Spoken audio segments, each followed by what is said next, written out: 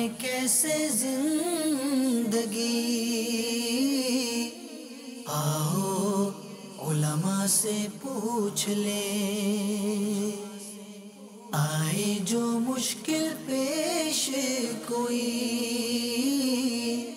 آؤ علماء سے پوچھ لیں۔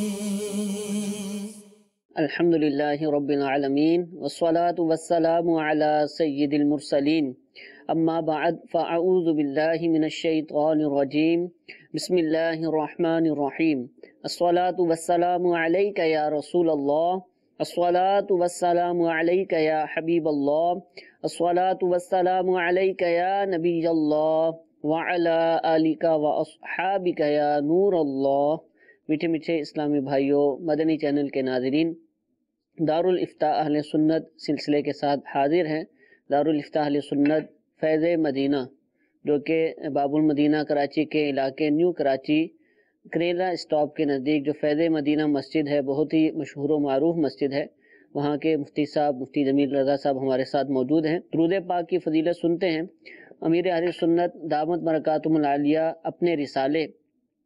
ضیاء درود و سلام کے صفحہ نمبر 9 پر حدیث پاک نقل فرماتے ہیں، نبی کریم صلی اللہ تعالی علیہ وآلہ وسلم نے ارشاد فرمایا، مجھ پر درود شریف پڑھو، اللہ عز و جل تم پر رحمت بھیجے گا۔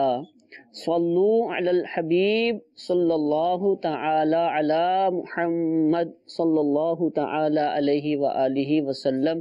اللہ تعالیٰ میں کثرت کے ساتھ درود پاک پڑھتے رہنے کی توفیق عطا فرمائے۔ پہلی کال سلسلے میں شامل کرتے ہیں جی۔ کہ کفن پر کلمہ لکھنا ہے کہ نہیں لکھنا؟ کفن پر کلمہ لکھنا ہے یا نہیں لکھنا؟ الحمدللہ رب العالمین والصلاة والسلام علی سید الانبیاء والمرسلین۔ کفن پر بسم اللہ شریف، کلمہ شریف، درود شریف یا اسی طرح کے کلمات مقدسہ، دعائیں وغیرہ یہ لکھنے کی اجازت ہے، لیکن اس کے لکھنے کے لیے روشنائی انک جو ہوتی ہے اس کا استعمال نہیں کیا جائے گا کہ کوئی اس طرح وہ لکھنا شروع کر دے، تو ایسا نہیں ہوگا۔ ہاں، شہادت کی انگلی سے اس طرح وہ کفن پر جس طرح بسم اللہ لکھی جائے گی وہ اس طرح پورا یہ لکھے گا، جس کو ہم یہ کہیں کہ بظاہر وہ نظر نہیں آ رہا لیکن وہ لکھے، اس کی برکت ہوتی ہے، اور مردے کو ان کلمات کی برکت سے عذاب قبر سے بھی حفاظت ہونے کی امید اللہ تعالیٰ سے کی جا سکتی ہے۔ تو اس طرح کے کتب فقہ میں اس طرح کی چیزیں بھی ہمیں ملتی ہیں۔ کفن پہ اس طرح کلمات لکھنے کی برکت کہ میت کو عذاب قبر سے محفوظ رکھا گیا، کہ اس کے کفن پر عہد نامہ لکھا گیا تھا، تو عہد نامہ انک سے نہیں، اسی طرح شہادت کی انگلی سے لکھا گیا تھا بغیر انک کے۔ تو اس پہ امام اہل سنت اعلیٰ حضرت رحمۃ اللہ علیہ کا اس موضوع پر ایک تفصیلی رسالہ بھی فتاوی رضویہ شریف میں موجود ہے، کفن پہ لکھنے کے جواز اور جو کلمات ہوں گے اس کے لکھنے کے استحباب پر، تو تفصیلی طور پہ وہاں سے بھی معلوم کیا جا سکتا ہے۔ ٹھیک ہے۔ مزید کفن کے حوالے سے جو معلومات ہیں ایک عام آدمی کو بھی جو ہونی چاہیے، اگر وہ سیکھنا چاہیں پڑھنا چاہیں تو الحمدللہ دعوت اسلامی کی ایک بہت ہی پیاری مجلس ہے، مجلس تجہیز و تکفین، جو کہ کفن، دفن، غسل اور اس کے بعد جو ہے قبرستان کے اندر جو معاملات ہیں اس پر تربیت بھی کرتی ہے اور ایسے مواقع پر ساتھ بھی دیتی ہے الحمدللہ عز و جل۔ اس مجلس کی طرف سے ایک کارڈ، پاکٹ سائز کارڈ جو کہ فولڈ ہو جاتا ہے اور 4-5 اس کے حصے ہیں اور پاکٹ کے اندر آ جاتا ہے، مرنے کے وقت سے لے کر بلکہ غالباً نزا کے وقت جو حالت ہوتی ہے اس وقت سے لے کر دفنانے تک کے جو کہ معاملات ہیں، اس کے بعد بھی جو کیا کیا پڑھنا چاہیے، کفن پر کیا لکھنا چاہیے، کفن کیسے دینا چاہیے، مر جائے انسان تو اس وقت اس کے بعد کیا کیا معاملات کرنے چاہیے، وہ ساری چیزیں الحمدللہ اس مختصر سے کارڈ کے اندر ہیں، اور غالباً 4 سے 5 روپیہ، زیادہ سے زیادہ 10 روپیہ اس کا ہدیہ ہوگا، پاکٹ کے اندر آ جاتا ہے۔ ہر آدمی کو، ہر مسلمان کو اس کو خریدنا چاہیے اور اس کو آپ پڑھیں، انشاءاللہ عز و جل بہت ساری معلومات ایک مختصر سے کارڈ پہ آپ کو حاصل ہو جائیں گی۔ اسی طرح مزید اور بھی تفصیلات جاننا چاہیں تو امیر اہل سنت دامت برکاتہم العالیہ کا ایک بہت ہی پیارا رسالہ نماز جنازہ کا طریقہ، جو کہ امیر اہل سنت کی جو کتاب ہے نماز کے احکام، جس کے حوالے سے میں عرض کرتا ہوں کہ ہر گھر کے اندر اس کتاب کا ہونا نہایت مفید، بلکہ یوں کہہ لیجئے کہ ضروری ہے، یعنی آپ ہمارا جو سلسلہ ملاحظہ کرتے ہیں، اس میں جو سوالات اور جوابات پیش کیے جاتے ہیں، ہر سلسلے میں کم و بیش الحمدللہ کہیں نہ کہیں سے اس کتاب کے حوالے سے ترغیب کا سلسلہ بن ہی جاتا ہے۔ کوئی نہ کوئی ایسا جواب ہوتا ہے کہ جس کے بعد ہم عرض کرتے ہیں کہ مزید تفصیلات جاننا چاہیں تو نماز کے احکام کتاب کو دیکھ لیجئے۔ تو اس کتاب کو جنہوں نے ابھی تک نہیں خریدا، نہیں پڑھا، ان کو چاہیے کہ اس کتاب کو خرید لیں۔ یہ کتاب اگرچہ دعوت اسلامی کی ویب سائٹ سے آپ ڈاؤن لوڈ بھی کر سکتے ہیں، یونیکوڈ کے ذریعے پڑھ بھی سکتے ہیں، اور بھی مختلف ذرائع سے اس کو حاصل کر سکتے ہیں، لیکن میرا ناقص مشورہ ہے کہ یہ پبلش شدہ کتاب چھپی ہوئی جو کہ مکتبۃ المدینہ پر دستیاب ہے، اس کو خرید لیں اور اس کو اپنے گھر میں رکھیں، انشاءاللہ اس کے بے حد فوائد اور برکات حاصل ہوں گے۔ اسی طرح امیر اہل سنت کا بہت ہی پیاری کتاب مدنی پن سورہ، یہ بھی ہر گھر کے اندر موجود ہونا چاہیے۔ الحمدللہ اس سے بھی بہت ساری ایسی معلومات کہ جو ایک عام طور پر مسلمان کو ہونی چاہیے اور روزمرہ کے معاملات میں زندگی میں ان کی ضرورت بھی پڑتی ہے، تو انشاءاللہ مدنی پن سورہ سے بھی انشاءاللہ یہ معلومات حاصل ہوں گی۔ اور یہ دونوں کتابیں الحمدللہ مختلف زبانوں میں ٹرانسلیٹ بھی کی گئی ہیں اور دعوت اسلامی کی ویب سائٹ سے بھی آپ ان کو حاصل کر سکتے ہیں۔ یہ ایک اور کال چلائیے۔ میرا یہ سوال ہے کہ کیا مرد زینت کے لیے سرما لگا سکتا ہے؟ جی، مرد زینت کے لیے سرما لگا سکتا ہے۔ مرد کے لیے بطور زینت سرما لگانا یہ ناپسندیدہ طریقہ ہے، مکروہ ہے، تنزیہی ہے۔ البتہ اگر کوئی بطور زینت آنکھوں کو خوبصورت دکھنے کے لیے اگر لگاتا ہے تو گناہ گار نہیں ہوگا۔ ٹھیک ہے۔ البتہ اگر وہ یہ نیت کرے کہ رات کے وقت سرما لگانا نبی کریم صلی اللہ علیہ وسلم کی یہ سنت ہے، اس لیے میں یہ سنت ادا کر رہا ہوں،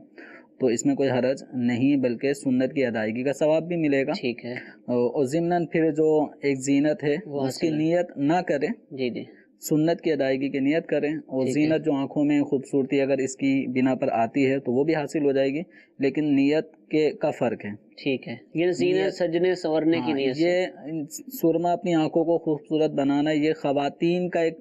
شعبہ ہے، ٹھیک ہے، کہ وہ سجتی سنورتی ہیں، مردوں کے معاملات ایسے نہیں ہیں۔ ٹھیک ہے، تو اپنی آنکھوں کو خوبصورت ظاہر کرنے کے لیے سرما نہ لگائے، بنیت ادائے سنت رات کے وقت سوتے وقت آنکھوں میں سرما لگانا بلا شبہ یہ اس کے لیے جائز اور سنت پر عمل ہے، کرنا چاہیے۔ یہ اس کا طریقہ بھی سنتیں اور آداب جو کتاب ہے، جی، سرما لگانے کا جو طریقہ ہے اس میں سے دیکھ سکتے ہیں کہ سرما لگانے کا ایک طریقہ تو یہ ہے کہ تین سلائیاں، پہلے سیدھی آنکھ میں 3 سلائی لگائی جائے، پھر الٹی آنکھ میں 3 سلائی لگائی جائے، اور ایک طریقہ ہے کہ 2 سلائیاں سیدھی آنکھ میں اور 2 سلائیاں بائیں آنکھ میں لگائی جائے، اور اس کے بعد ایک سلائی کو سرمے والی کر کے پہلے سیدھی آنکھ میں پھیر لیں، پھر اسی کو ہی الٹی آنکھ میں پھیر لیں۔ اچھا، یہ ارشاد فرمائیے کہ چھوٹے بچے، شیر خوار بچے، مدنی منع منیاں جو گود میں ہوتے ہیں یا تھوڑے بڑے بھی ہو جائیں، ان کو بھی ماں باپ سرما لگاتے ہیں، وہ کیا نیت کریں گے اس وقت؟ ان کے پیش نظر کیا ہونا چاہیے؟ اب جیسے بچیاں ہیں تو یہ تو چونکہ بچیوں کے لیے، لڑکیوں کے لیے زینت کا سامان ہے، ٹھیک ہے، تو بچیوں کو خوبصورت بنانا چاہیے، لیکن ان کی خوبصورتی کو مطلب عوام میں اس طرح لانا ہے کہ جس میں عام طور پہ بچوں کو نظر بھی لگ جاتی ہے۔ ٹھیک ہے، تو اتنا خوبصورت بچوں کو ہم پیش کرتے ہیں سجا سنوار کے کہ دیکھنے والے کے مطلب اس کو نظر بعض اوقات لگ جاتی ہے۔ بعض لوگ اس انداز میں بچے کو دیکھتے ہیں، حیرت انگیز انداز میں کہ اتنا خوبصورت بچہ، تو پتہ چلا اس کے بعد ہی بچہ بیمار بھی ہو جاتا ہے۔ تو بالکل بچے کو کریں، لیکن ساتھ ہی ساتھ ان چیزوں کا بھی خیال رکھیں کہ نظر بد سے تحفظ بھی رہے، ایسے اوراد وظائف بھی کر سکتے ہیں۔ اس میں بچے لڑکے کو بھی اگر کوئی لگاتی ہیں تو چونکہ اس میں کوئی حرج اس حوالے سے نہیں ہے، ٹھیک ہے، کہ بچہ بسا اوقات اس کی آنکھوں کو خوبصورت کرنے کے لیے تھوڑا، چونکہ بھویں بھی بعض اوقات نہیں ہوتی، بعض بہت کم ہوتی ہیں، تو تھوڑا وہ ظاہر کرنے کے لیے تاکہ چہرہ تھوڑا خوبصورت دکھائی دے، تو اس میں حرج نہیں ہے۔ ٹھیک ہے۔ اور واقعہ جب سرما لگائیں تو واقعتاً وہ سرما ہی ہونا چاہیے۔ 5 روپے 10 روپے کی ڈبیا جو عام طور پہ بازاروں میں مل جاتی ہیں، ضروری نہیں کہ ان کے اندر سرما ہی موجود ہو، تو اگر لگانا ہو تو معیاری اور اچھا سرما، بلکہ خود اگر مل جائے اصل جو اس کی ڈھیلی ہوتی ہے، اس کو پسوا کر اگر استعمال کریں گے تو انشاءاللہ اس کے فوائد بھی حاصل ہوں گے، اور سنت کی نیت سے لگائیں گے تو انشاءاللہ اس کی مزید برکتیں ظاہر ہوں گی۔ کچھ میسیجز بھی سلسلے کے اندر شامل کرتے ہیں۔ سوال یہ پوچھا جا رہا ہے کہ شوہر غصے میں 3 بار طلاق بول دے تو کیا اس سے طلاق ہو جاتی ہے، اور اب کیا دوبارہ بھی نکاح کیا جا سکتا ہے؟ جنرل ایک پوچھا ہے اپنا مسئلہ اگر کوئی بیان شخص غصے میں اپنی بیوی کو طلاق دے دیتا ہے نا، تو اب وہ لفظ طلاق کا استعمال کرتا ہے، میں تجھے طلاق دی طلاق دی طلاق دی، اس طرح بیک وقت 3 طلاقیں ایک ساتھ دینے سے تینوں واقع ہو جائیں گی، ٹھیک ہے، اور اب یہ عورت اپنے شوہر کے اوپر حرام ہو گئی، ٹھیک ہے، تو اس لیے اب یہ دوبارہ ایک ساتھ نکاح کر کے بھی نہیں رہ سکتے۔ ٹھیک ہے، جو اس کے حلال ہونے کا ایک طریقہ ہے وہ باقاعدہ دارالفتہ اہل سنت سے یا مفتیان کرام سے رجوع کیا جائے تو وہ باقاعدہ پھر تفصیلی فتوے کی صورت میں ان کو بتا دیں گے۔ تو عام طور پہ یہ 3 طلاقیں ہونے کے بعد پھر یہ مرد عورتیں آپس میں اس سے کہ اب ہمارے چھوٹے بچے ہیں ان کا کیا بنے گا، تو مطلب رہ رہے ہوتے ہیں کہ کسی کو پتہ نہیں ہے، اللہ تعالیٰ معاف فرمانے والا ہے، یوں ایک شیطانی وسوسہ بھی بیچ میں آ جاتا ہے کہ اللہ تعالیٰ کی طرف سے معافی کی امید پر ایک گناہ میں پڑ جاتے ہیں۔ ٹھیک ہے، تو لہذا طلاق ایک ایسی چیز ہے جب ہو گئی تو اب اس کے جو احکام ہیں ان کے مطابق عمل کیا جائے گا۔ 3 طلاقیں ہو چکی ہیں تو اب اس کو چھپانا، راز رکھنا اور یوں ہی ایک ساتھ زندگی گزارنا تو یہ حرام ہے اور جہنم میں لے جانے والا کام ہے۔ ٹھیک ہے، اچھا ایک مشورہ مانگا ہے یا مسئلے کے طور پہ پوچھ رہے ہوں گے، شرعی طور پر بھی آپ بتا سکتے ہیں کہ اس وقت کراچی کے اندر، باب المدینہ کراچی کے اندر مسجد کے خادم، مسجد کے امام صاحب اور مسجد کے مؤذن صاحب، ان کے مشارہ، ان کی تنخواہیں کتنی ہونی چاہیے؟ اس کا کوئی شرعی ضابطہ قاعدہ کلیہ ہے یا پھر جیسے جو سمجھ میں رکھ لی جائے؟ اس میں اول تو ان کی حاجت کو پیش نظر رکھا جائے، ٹھیک ہے، تو صرف شہر کراچی ہی کا لیے نہیں، تو جہاں کہیں بھی اگر کوئی ہے تو ان کی حاجت کتنے اموال سے، کتنی مقدار سے پوری ہو سکتی ہے، ٹھیک ہے، تو ان کی حاجت کو مد نظر رکھا جائے۔ اگر مسجد میں فنڈ کم ہے تو فنڈ بڑھایا جائے، اور جو مسجد کمیٹی کے افراد ہیں وہ تھوڑا سا اس معاملے میں کچھ آگے بڑھیں، اہم کردار ادا کریں، لوگوں سے مسجد کے اخراجات میں تعاون حاصل کریں، اور امام مؤذن ان کی حاجت کے پوری ہونے تک اتنی ان کی تنخواہ ہونی چاہیے۔ رہا ہے کہ کتنی ہونی چاہیے، تو اب اس میں یہ ہے کہ بعض علاقے بہت اسٹینڈرڈ اور ہائی لیول کے ہیں تو ان کے فنڈز بھی بہت زیادہ آتے ہیں، وہاں کریانے کی دکان بھی مہنگی ہے، ٹھیک ہے، تو وہاں ہر چیز مہنگی ہے، تو یوں امام کے لیے اب ہم کہیں کہ وہاں امام کی تنخواہ 10,000 روپے ہوگی، صحیح، تو یہ الگ بات، 10 میں کیسے گزارا ہوگا؟ اس بیچارے کا وہاں آٹا دال چینی کے ریٹ ہی وہاں مہنگے ہوں گے، ٹھیک ہے، تو اب ایک بالکل کمزور علاقہ ہے، وہاں پر ایک ہی شخص وہ امام بھی ہوتا ہے، وہی مؤذن بھی ہوتا ہے، وہی خادم بھی ہوتا ہے، وہ ہو سکتا ہے 15,000 میں بھی وہ سب چیزیں کر رہا ہو، خوشی سے کر رہا ہو، ٹھیک ہے، تو اس کا اسی میں پورا ہو جاتا ہوں۔ صحیح، تو اس لیے ہم کسی بھی جگہ کے اعتبار سے فکس نہیں کر سکتے ٹھیک ہے، کہ یا یوں نہیں کہہ سکتے کہ اوورآل بس اتنا ہی ہونا چاہیے۔ پھر دوسرا اس میں کہ امام صاحبان کی اپنی بھی اہلیتیں ہوتی ہیں، ٹھیک ہے، کہ بعض صرف قاری صاحبان ہوتے ہیں، وہ عالم دین نہیں ہوتے، ٹھیک ہے، وہ مفتی نہیں ہوتے، ٹھیک ہے، تو اس لیے ان کا لیول کچھ اور ہوتا ہے۔ پھر انہی کے مقابلے میں اگر کوئی عالم دین بھی ہے، وہ اچھا بیان بھی کرتے ہیں، تو ان کی گویا ڈیمانڈ بھی ہوتی ہے، لوگ چاہتے ہیں کہ ہماری مسجد میں ایک خطیب اور امام لگیں، تو ظاہر بات ہے پھر ان کے اخراجات اسی حساب سے ہوتے ہیں، ٹھیک ہے، تو امام صاحب کی اہلیت اور جو مسجد ہے اس کے فنڈ وغیرہ کی آمدن یہ کتنی، ان سب چیزوں کو سامنے رکھ کر پھر ان کی اجرت مقرر کی جائے، ٹھیک ہے، اور علاقے کے اعتبار سے اور ہر علاقے کے اعتبار سے تھوڑا کم و بیش ہو سکتا ہے۔ لیکن اس حوالے سے جو محلے کے لوگ ہیں، مسجد کی کمیٹیز ہیں، ان کو غور ضرور کرنا چاہیے کہ کہیں ایسا تو نہیں کہ ہماری مسجد کے امام مؤذن جو خادمین ہیں یا دیگر مدنی عملہ ہے، ان کے مشاہرہ جات جو عرف سے ہٹ کر ہیں، کم ہیں، اور ان کی ضرورتیں پوری نہیں ہو پا رہی، اس حوالے سے لحاظ رکھنا چاہیے، اور جو بھی ایک صورت ممکن ہے، اچھی صورت ہے، وہ بنانی چاہیے۔ اور الحمدللہ اس حوالے سے دعوت اسلامی بھی بہت زیادہ اقدامات کرتی ہے۔ دعوت اسلامی کے ایک مجلس ہے، مجلس ائمہ مساجد، ہمارے وہ علاقے کے جہاں پر مسجد کا فنڈ، مدنی عطیات جو ہوتے ہیں، جو اس کا چندہ ہوتا ہے، وہ بہت زیادہ نہیں ہو پاتا، اور وہاں پر مسجد کے لیے جو مدنی عملہ ہے اس کا تقرر کرنا ایک مشکل معاملہ ہوتا ہے، امام رکھنا، خادم رکھنا یا مؤذن رکھنا، یا جس کی بھی حاجت ہے کہ محلے کے لوگ اتنا افورڈ نہیں کر سکتے، تو الحمدللہ دعوت اسلامی کی مجلس ائمہ مساجد، غالباً یہی مجلس جو ہے وہ اس حوالے سے بھی تعاون کرتی ہے، اور میری اطلاع کے مطابق کم و بیش اس وقت 1500 یا اس سے زائد ائمہ مساجد کو الحمدللہ دعوت اسلامی ماہانہ جو ہے وہ ان کے مشاہرہ جات الحمدللہ پیش کرتی ہے۔ تو آپ بھی دعوت اسلامی کا ساتھ دیجئے، اولاً تو اپنے علاقے کی جو مساجد ہیں ان کے امام مؤذن کی خیر خواہی کی ترکیب کیجئے، لیکن اس طرح بھی جس طرح کہ دعوت اسلامی الحمدللہ مدنی کام کر رہی ہے تو آپ بھی اس کا ساتھ دیجئے، اپنے مدنی عطیات دیجئے، انشاءاللہ آپ کے مدنی عطیات اس انداز سے بھی دین کے معاملے میں خرچ ہوں گے۔ جی ایک اور کال چلائیے۔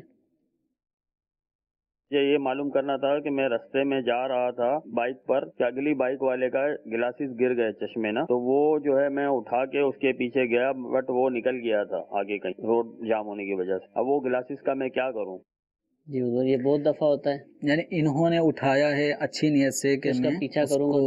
دے دوں گا، لیکن وہ رش کی وجہ سے ٹھیک ہے، مل نہیں پائے۔ تو اب اس میں یہ ہے کہ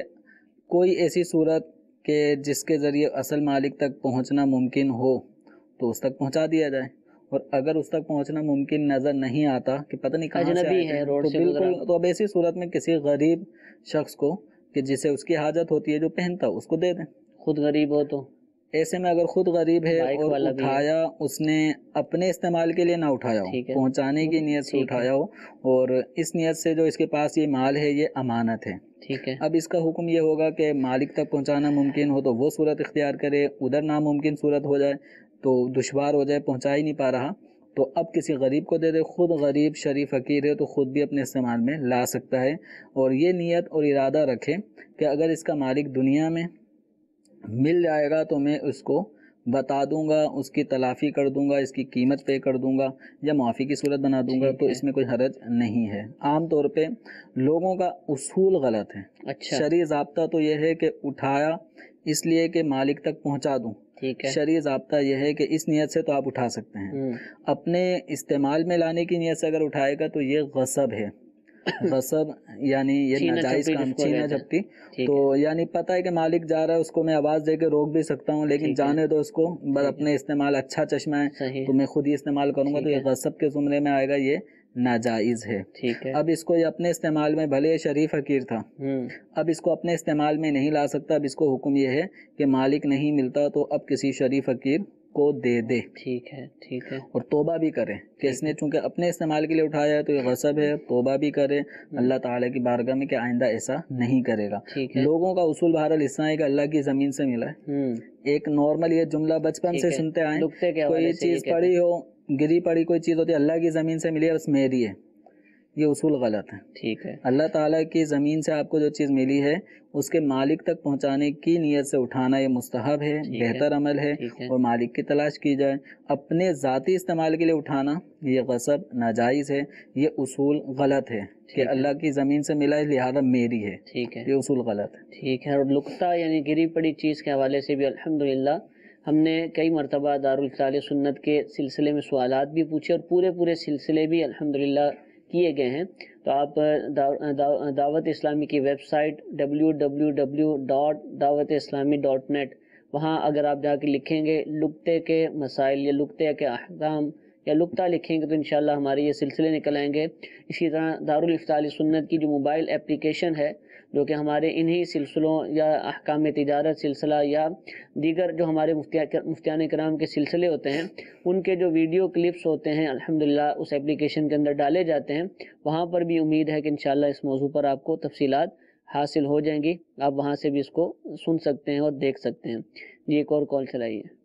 امیر سنت کا جو ہے ایک بیان تھا جس میں انہوں نے فرمایا کہ وضو کرنے کے بعد اگر آسمان کی طرف دیکھ کے 3 مرتبہ انا انزلناہ فی لیلۃ القدر پڑھنے سے اللہ تعالیٰ قیامت کے دن جو ہے نبیوں کے ساتھ جنت میں داخل کرے گا، کی کوئی روایت ہے سر؟ جیسے کچھ لوگ سوال کر رہے ہیں۔ اس طرح کی جو روایت ہے نا اس میں آسمان کی طرف دیکھ کر پڑھنے کے الفاظ نہیں ہیں، اور امیر اہل سنت دامت برکاتہم العالیہ نے جو بیان فرمایا ہوگا تو اس میں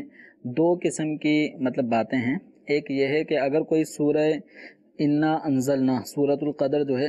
یہ اگر آسمان کی طرف دیکھ کر پڑھ لیا کرے وضو کے بعد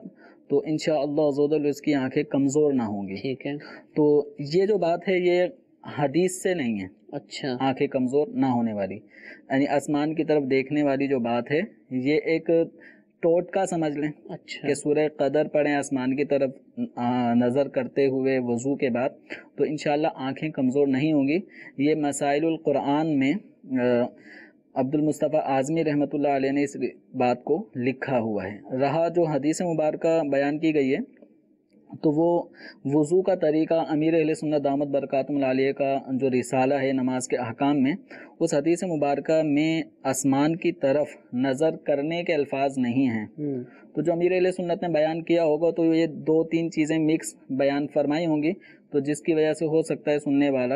تھوڑا وہ ہو گیا ہو۔ تو جو ان کا سوال ہے کہ جس میں حدیث مبارکہ ہے، تو یہ کنز العمال شریف کی حدیث مبارکہ ہے، جس میں نبی کریم صلی اللہ تعالیٰ علیہ وآلہ وسلم کا یہ فرمان ہے کہ جو وضو کے بعد ایک مرتبہ سورہ قدر پڑھے تو صدیقین میں شمار ہوگا، سبحان اللہ۔ اور وضو کے بعد اگر کوئی 2 مرتبہ سورہ قدر پڑھے تو شہداء کے زمرے میں شمار کیا جائے گا، اور اگر 3 مرتبہ پڑھتا ہے وضو کے بعد تو پھر قیامت کے دن میدان محشر میں اسے انبیاء کرام کے ساتھ اللہ تعالیٰ رکھے گا، تو داخل جنت فرمائے گا۔ یہ والی روایت امیر اہل سنت نے ذکر نہیں فرمائی، ٹھیک ہے، تو امیر اہل سنت نے ذکر فرمائی ہے وہ یہ ہے کہ میدان محشر میں اللہ تعالیٰ اسے انبیاء کرام کے ساتھ رکھے گا، ٹھیک ہے، تو اس میں آسمان کی طرف دیکھنے کے الفاظ بھی نہیں ہیں۔ ٹھیک ہے، تو مزید تفصیل کے لیے یہ امیر اہل سنت دامت برکاتہم العالیہ کی جو کتاب نماز کے احکام ہیں، تو نماز کے احکام کتاب کا یہ صفحہ نمبر وضو کے طریقے جو رسالہ ہے اس کا صفحہ نمبر 13 ہے، ٹھیک ہے، تو اس پر یہ حدیث مبارکہ ان کو کنز العمال کے حوالے سے مل جائے گی، جس میں حدیث نمبر بھی اور جلد نمبر صفحہ نمبر بھی لکھا ہوا ہے۔ ٹھیک ہے، ٹھیک ہے، وہاں سے آپ اس کو حاصل کر سکتے ہیں۔ سوال یہ پوچھا جا رہا ہے میسج میں کہ اگر مالک شراب پیتا ہو تو کیا اس کے گھر کام کر سکتے ہیں؟ اگر یہ کام کرنے میں شراب پیش کرنا، شراب کو گلاس میں نکالنا یا خرید کے لانا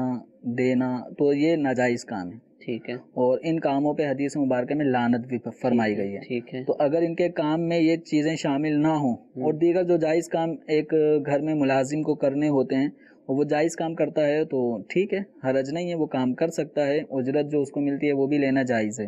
البتہ اگر ان کے ملازمت میں یہ سب کام شامل ہیں کہ شراب بھی لے کر آئے اور فریج میں رکھے، نکال کے پیش کرے، جب حکم ہوگا آرڈر ہوگا اس ٹائم اس کو پیش کرے،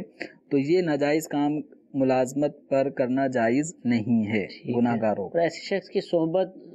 اب یہ ہے کہ جہاں ایسی نوکری کرنی پڑے کہ جس میں جائز کام بھی ہیں اور ناجائز کام بھی ہیں، اور آدمی منع نہیں کر پا رہا کہ بھائی میں نہیں لا سکتا، تو پھر ایسی جگہ سے اپنی اس نوکری کو خیر بات کریں، چھوڑیں، اور رزق حلال کی تلاش کریں جہاں پہ اس طرح کے حرام کام نہ کرنے پڑیں۔ ٹھیک ہے، کیا شادی کے موقع پر گھر میں موسیقی کے لیے ڈھول وغیرہ بجا سکتے ہیں؟ ڈھولکی جس کو کہتے ہیں، ڈھول، ڈھولکیاں یا اس طرح کے جھانجر لگے ہوئے ڈف، جی جی، ان کے بجانے کی اجازت نہیں ہے۔ ٹھیک ہے، بالکل۔ رہا ویسے کوئی اس طرح کے نغمے، خوشیوں کے گیت جس میں دولہا دلہن اس کے لیے دعائیہ کلمات اور اس طرح کے معاملات وہ بطور گیت پڑھے جائیں تو اس میں حرج نہیں ہے، جبکہ ان اشعار میں کوئی فاسد اور بے حیائی پر مشتمل کوئی کلمے نہ ہوں۔ ٹھیک ہے، جو انداز اس وقت جو ہمارے معاشرے میں شادی کے دنوں سے کچھ دن پہلے وہ رسم مہندی تو مایوں، تو اس موقع پر جو ایک گانے باجے کا سلسلہ ہوتا ہے تو اس میں بے حیائی، بے پردگی بہت زیادہ عروج پر ہو جاتی ہے، تو گویا ایک شادی کا جو ایک معاملہ ہے، ٹھیک ہے، کہ ایجاب قبول ہوا، یہ لڑکا اب شادی شدہ ہو گیا، اب یہ شوہر ہو گیا، وہ لڑکی اب بیوی بن گئی، تو یہ معاملہ انتہائی آسان ہے، ٹھیک ہے، لیکن ہم نے اس کو اتنا مشکل کر دیا ہے، اور اتنی ساری رسومات اصل شادی تک پہنچنے سے پہلے ہی ہزاروں روپے بلکہ لاکھوں روپے خرچ ہو جاتے ہیں، بالکل بالکل۔ اور تو یہ حوالے بہت سارے کام مہندی ایسے ہے، ہیں گناہ پر پہلے ہم مشتمل دیکھتے ہوتے تھے ہیں۔ کہ مہندی پر کوئی کھانا پینا نہیں ہوتا تھا، اب باقاعدہ مہندی پر کئی کا تو کھانا ایسا ہوتا ہے کہ کئی غریبوں کی شادیاں بھی مکمل ہو جائیں، جہیز بھی آ جائے اور سب کچھ ہو جائے۔ اب ان چیزوں کے لیے بس اوقات ہالز وغیرہ مقرر کیے جاتے ہیں، رسمیں، مایوں، مہندی، تو بہرحال یہ کہ اضافی اخراجات ہم لوگوں نے اپنے اوپر ویسے ہی بڑھا لیے، ٹھیک ہے، اور بڑھانے کے ساتھ پریشان بھی ہیں، خود ہی پریشان ہیں لیکن کر بھی رہے ہیں، تو اب اس میں اصل پریشانی یوں تو آئے گی ٹھیک ہے کہ جب اللہ تعالیٰ کی نافرمانیاں کریں گے صحیح، اور اس نافرمانی کے کام میں ہم اپنا پیسہ بہائیں گے، تو اس میں مطلقاً مہندی یا مایوں بٹھانے کی ممانت نہیں کر رہا، ٹھیک ہے، جو اس کے اندر کام ناجائز شامل ہو گئے، بے پردگی، گانے باجے، ٹھیک ہے، مرد عورتوں کی مخلوط، یہ ٹھیک ہے، جو مجلسیں اس طرح کی ہو جاتی ہیں، تو پھر اسی مایوں کے موقع پر وہ ابٹن ایک دوسرے کو ملنا، چہرہ ضائع کرتے کپڑا ہیں، بگاڑنا، ٹھیک یہ ہے، اس میں لڑکے لڑکی اس کا بھی کوئی فرق نہیں ہوتا، جو جس پہ چاہے منہ پر لگا دیتا ہے، تو ایک طوفان بدتمیزی، رات کوئی سو رہا ہے تو جب صبح اٹھتا ہے تو اس کے منہ پہ کالک اوہو، ملی ہوئی ہوتی ہے، یعنی مختلف تو رسومات بہت شروع کر سارے ایسے کام ہیں۔ اس کالک کسی کے چہرے پہ ملنا مسئلہ ہے، مسئلہ مطلب، مسئلہ مطلب چہرہ بگاڑنا، ٹھیک ہے، اور اس کی ممانعت ہے، ٹھیک ہے، حدیث اور پاک یہ میں، بالکل ہنسی مذاق کے زمرے میں ہو رہا ہوتا ہے، ٹھیک اور ہے، خوب ہنسی مذاق کر رہے ہوتے ہیں۔ جو ایسے کام کر رہے ہیں وہ توبہ کریں، ٹھیک ہے، جنہوں نے کیے ہیں اپنے ماضی میں، اپنی شادیوں میں، اپنی بہن بیٹیوں کی شادی میں، وہ اللہ تعالیٰ کی بارگاہ میں سچی توبہ کریں کہ آئندہ ایسے کام نہیں کریں گے۔ یہ اگر نہیں کریں گے اتنے سارے کام تو خوشی کیسے منائیں گے؟ خوشی کا موقع ہے، اب شادی پر بھی آپ کہہ رہے ہیں کہ یہ کیا کریں، پھر خوشی کیسے منائیں گے؟ خوشی ہے، کون لیکن کون سے کام ہے کہ کر لیں وہ آپ ارشاد فرما دیں۔ خوشی بالکل کرنی چاہیے، شادی کا لفظ ہی خوشی ٹھیک ہے، کا معنی دیتا ہے، جی جی، لیکن ہماری تمام تر خوشیاں یا ہمارے جو بھی غم مصیبتیں آتی ہیں، تو یہ سارے جو انوائرمنٹ ہیں خوشی یا غمی کے، یہ شریعت مطہرہ کے دائرے میں رہنے چاہیے۔ ٹھیک ہے، ہم نہ خوشی میں اس دائرے سے باہر نکل سکتے ہیں، نہ غمی کے موقع پر ہم کوئی کپڑے پھاڑنا شروع کر دیں، چہرے پہ مارنا شروع کر دیں کہ غم کا اظہار ہو رہا ہے، اس کی بھی اجازت نہیں ہے۔ ٹھیک ہے، تو ہم مسلمان ہیں، شریعت کے حکم پر آنکھیں بالکل جھکائے ہوئے ہیں، اپنے لبوں کو بالکل ہم نے بند کر لیا ہے، آمنا و صدقنا، اللہ و رسول کے احکامات کو ہم بالکل دل و جان سے تسلیم کرتے ہیں۔ جن چیزوں سے منع کیا گیا وہ بالکل واضح ہیں، ٹھیک ہے، تو میوزک وغیرہ نہیں ہونا چاہیے، بے پردگی نہیں ہونی چاہیے، اسی طریقے سے مخلوط جو مجلسیں ہو جاتی ہیں جس میں لڑکے لڑکی ایک دوسرے کو چھیڑ چھاڑ، ہنسی مذاق سب کچھ ہو رہا ہو، تو اس کی اجازت نہیں دی جائے گی۔ ٹھیک ہے، خوشیاں ہیں، لیکن ہماری خوشیاں یہ اس طرح بے حیائی اور گناہوں بھرے کاموں سے خالی ہونی چاہیے، ٹھیک ہے، شریعت کے تابع ہونا چاہیے، شریعت کی تابع ہو۔ اس کے لیے ایک بہترین میرا مشورہ یہ ہے، دعوت اسلامی کی جو مکتبۃ المدینہ ہے اشاعتی ادارہ، اس کی ایک تالیف ہے سنت نکاح، سنت نکاح، یہ پاکٹ سائز میں مل جاتا ہے، بڑے سائز میں بھی مل جاتا ہے، غالباً کوئی 68 یا اس سے کچھ اوپر اس کے صفحات ہوں گے۔ ٹھیک ہے، تو یہ ہے ہی رسومات اور شادی بیاہ کے جو معاملات ہیں، ان میں شرعی حوالے سے کن کن چیزوں کی اجازت ہے، کن کن چیزوں کی ممانعت ہے، اس کو پڑھیں۔ ٹھیک ہے، اسی طرح مفتی احمد یا خان نعیمی رحمۃ اللہ علیہ، ان کی بھی ایک کتاب ہے، تو بہت ہی پیاری کتاب، اسلامی زندگی۔ تو اسلامی زندگی جو کتاب ہے، اس میں ہمارے خوشی غمی کے جو بھی معاملات ہیں، رسومات کسی بھی شخص کے بچپن سے لے کے بوڑھے ہو کے مرنے اور مرنے کے بعد تک کی جو رسومات ہیں، ان میں کہاں کہاں ناجائز کام آتے ہیں، کہاں کہاں ہم گناہوں میں پڑ جاتے ہیں، ان سب چیزوں کو اس میں لکھا ہے، اسلامی زندگی۔ ٹھیک ہے، مفتی احمد خان نعیمی رحمۃ اللہ علیہ کی یہ کتاب بھی مکتبۃ المدینہ سے مل جائے گی۔ تو انشاءاللہ ہماری خوشیاں جو اللہ تعالیٰ عطا فرماتا ہے، یا اللہ کی طرف سے آزمائش کے طور پہ کوئی مصیبت ہماری طرف آتی ہے، تو ہمیں اپنی خوشی یا غمی کے موقع پر شریعت کے دائرے میں ہی رہنا ہے، اسی میں ہی عافیت ہے۔ ٹھیک ہے، اللہ تعالیٰ ہمیں اس کی توفیق عطا فرمائے، شریعت مطہرہ پر عمل کرنے کی سعادت عطا فرمائے۔ ایک اور کال چلائیے۔ کوئٹہ سے بات کر رہا ہوں سر، عمرے کے لیے جا رہا ہوں، تو یہ کوئٹہ سے اور دبئی کے لیے احرام کہاں سے باندھنا ہوئے گا جی؟ یہ بابا مہربانی ذرا جواب دے دینا۔ اللہ تعالیٰ آپ کو سنت کے مطابق سفر کرنے کی توفیق عطا فرمائے، ہمارے لیے دعا بھی کیجیے گا۔ یہ کنیکٹنگ فلائٹ ہے ان کی، تو یہ پہلے کوئٹہ سے دبئی جائیں گے، دبئی سے پھر یہ جدہ یا مدینہ منورہ۔ ٹھیک ہے، اگر ان کا مدینہ منورہ ڈائریکٹ اگر یہ جا رہے ہیں، تو پھر احرام یہ مدینہ منورہ سے جب مکہ مکرمہ ان کا آنے کا وقت ہوگا تو وہاں اس وقت باندھیں گے، یعنی یہاں سے احرام نہیں باندھیں گے، مدینے میں رہیں گے، حاضری دیں گے، جب مکے آنے کا وقت آئے گا تو پھر احرام باندھیں گے۔ ان کا اگر شیڈول ایسا ہے کہ پہلے انہوں نے مدینے میں 8-10 دن 9 دن جو رہنا ہے، اگر وہاں ڈائریکٹ فلائٹ ہے، ٹھیک ہے، تو پھر اس صورت میں یہ مدینہ منورہ سے جب مکہ مکرمہ روانہ ہوں گے، تو اس وقت جو میقات آتی ہے ابیار علی، تو جو وہاں پر میقات پہ احرام باندھیں۔ اور اگر ان کی فلائٹ ایسی ہے کہ یہ دبئی سے جدہ جائیں گے، تو جدہ چونکہ میقات کے اندر ہے، اور یہیں سے پھر عام طور پہ جو جدہ جاتے ہیں تو ڈائریکٹ پھر ان کا پہلا جو ٹھہرنا ہوتا ہے اسٹے وہ مکہ شریف ہوتا ہے، وہاں پہ جتنے دن ہوتے ہیں اس کے بعد پھر مدینہ آتے ہیں۔ تو ایسی صورت میں ان کو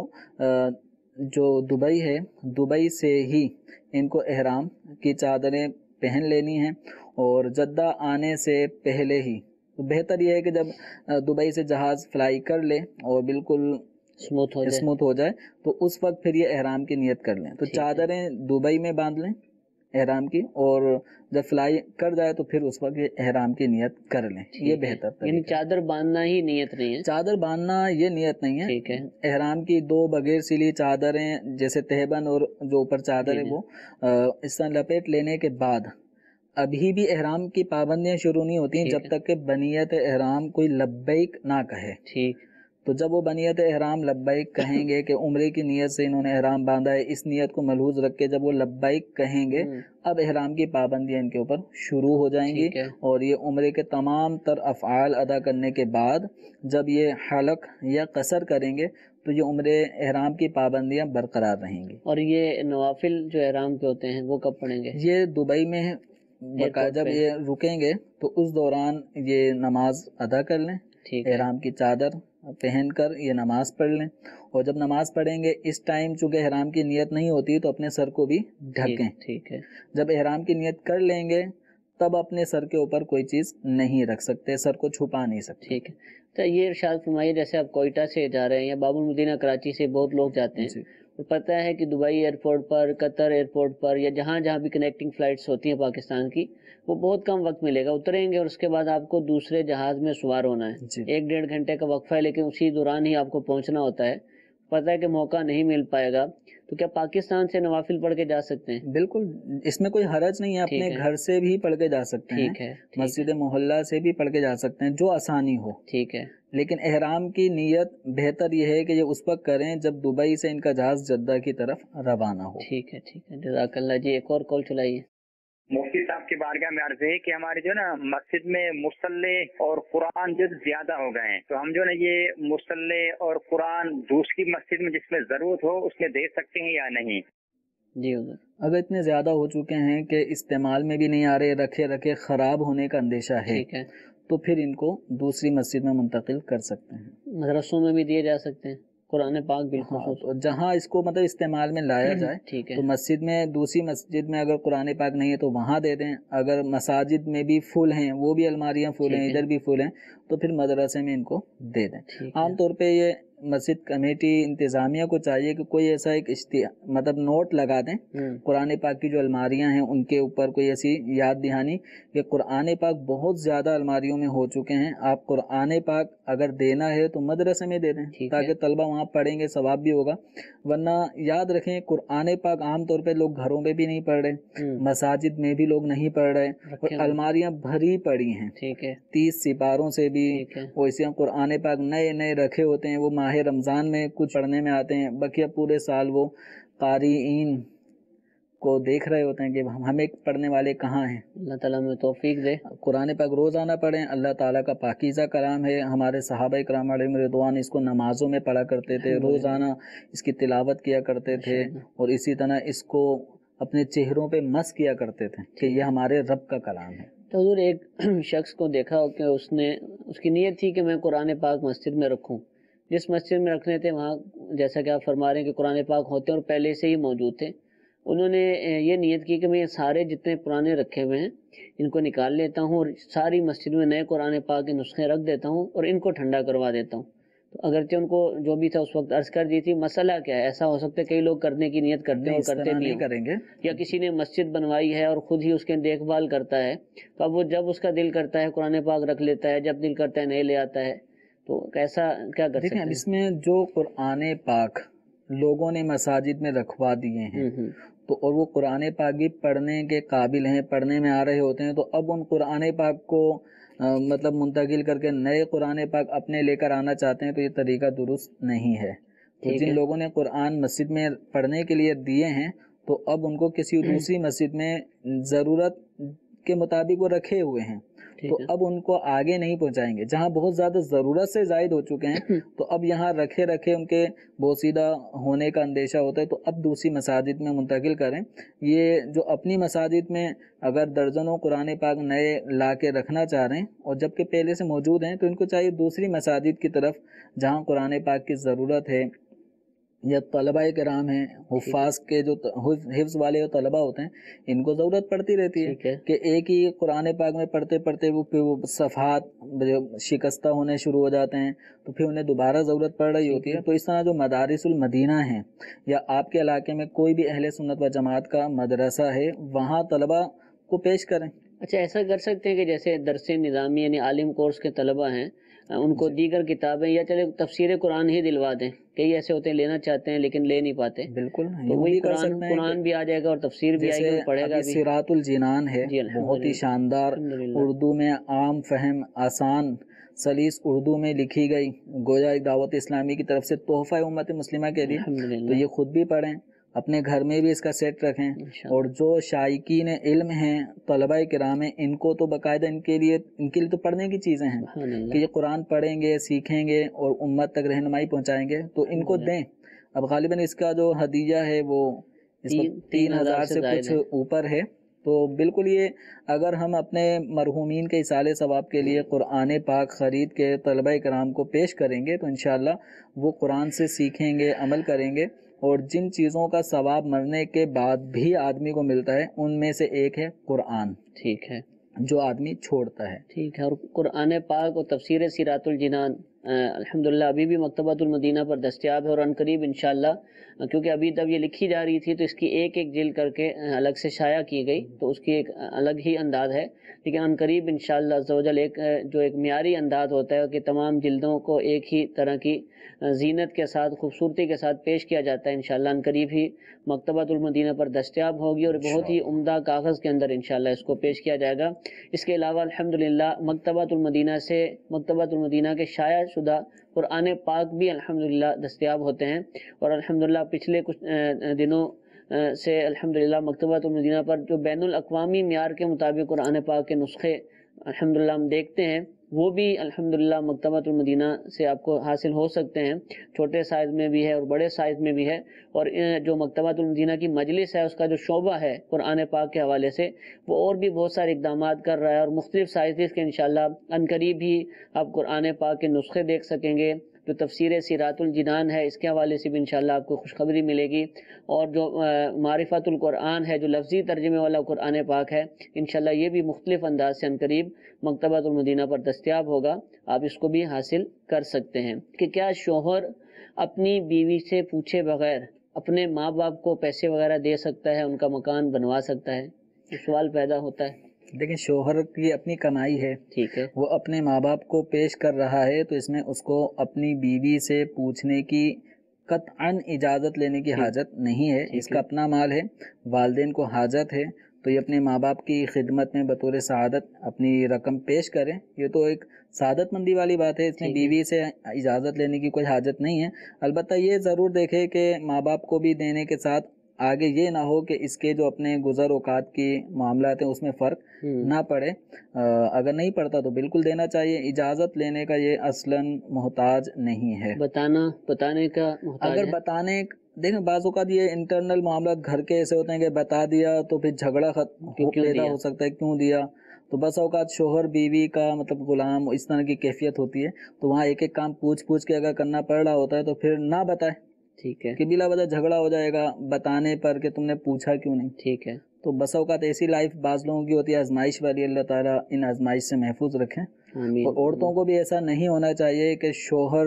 ایک ایک کام ان سے پوچھ کر بتانے والا بھی لفظ ہوتا ہے نا کہ بتائے بغیر تو پھر بھی کچھ نیچے کا درجہ تھا، لیکن یہ تو اوپر کا درجہ ہے کہ پوچھے بغیر دے سکتا ہے یا نہیں دے سکتا۔ تو عورت کو بہرحال اپنے اوپر غور کرنا چاہیے کہ اس کی ایسی صفت ہے کہ شوہر اس کے شر سے ڈر رہا ہے، تو یہ اچھی بات نہیں ہے، اللہ تعالیٰ محفوظ فرمائے۔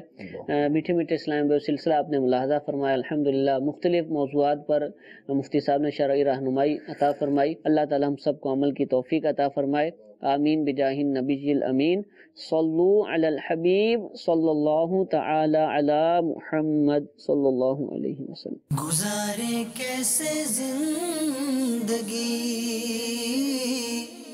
آؤ علماء سے پوچھ لیں،